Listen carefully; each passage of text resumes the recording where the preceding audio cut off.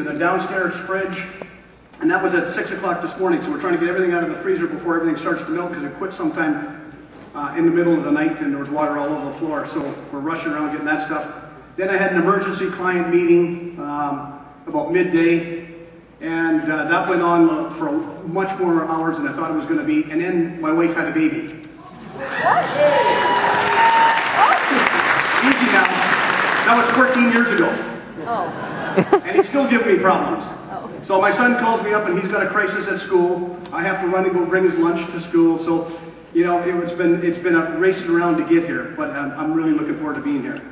So tonight I'm going to give you about 45 minutes of a 4-hour workshop. You like that one, huh? So, what we're going to do tonight is we're going to talk about some simple things about motivation, things that have come from my clients, people that I've had the privilege of coaching several thousand clients worldwide. Many have owned franchises, so as a franchise coach for many franchises that come out of the United States, where I would talk to people in Honolulu, Florida, and all over the world. And there was consistent themes in working with a lot of these entrepreneurs. How many people in this room are self-employed? Just for a show of hands. Wow, a lot of you. How many people are retired? Good man. How many people have still got a job? Awesome, so about half and half. All right, so some of the slides we're going to talk about, things that you can use as an entrepreneur and things you can implement for the people that are still have a job. All right, so let's get started.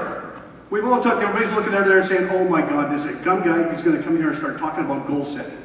How many people have done goal setting in the past? Okay, hold your hands up again one more time. How many people, now that you look around, everybody has been doing some goal setting in the past. How many people actually, and this is where we need to be brutally honest, set goals for 2010? Put your hands up. So not so many hands go up. How come was that? You know, why are we not setting goals? A lot of people have done goal setting. You know, I work with clients that say, oh, I've done goal setting all my life. Well, you know, why are you not setting it? If you wouldn't go to New York and land at the airport and expect to drive to New York and without a road map or a GPS and expect to get there, how much frustration would you have out of that? A whole lot, right? So why would you plan your life without making any goals? Many people have made goals. Many people have broke goals. Many people have not put together the stuff on paper. How many people actually physically put their goals on paper? Okay. How many people record their goals? This is something new that I've never seen before. So, sir, you record your goals on some sort of audio? Okay. So, you know, here's some things where we've got to go. So as you look at the screen, you look at all these areas. Every one of your areas, you should have three things of each goal on there. It's like a pie chart. So what are you doing for your spirituality? What are you doing for relationships? What are you doing for health?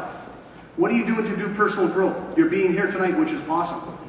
You know, so you got to look at each one of your areas of your life. You know, how many people here are in a partnership in their business? A few of you. Okay, so let me ask you. I was in a partnership in my business. My last business was True North Clothing Company, and it was one of the 100 fastest growing businesses in Canada in 2000, and so was my stress.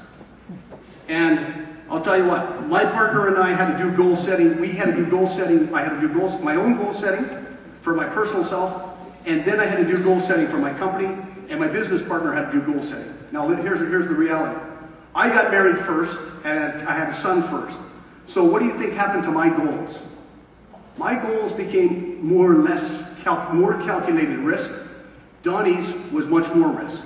So we were starting to have colliding of values and beliefs. And he was more easy to take risks. All of a sudden, security became my top thing, my risk. And it used to be that risk would be one of my top values of success for me. And it changed. So for you guys that are in business, that are in a partnership, you're actually in a marriage. And you need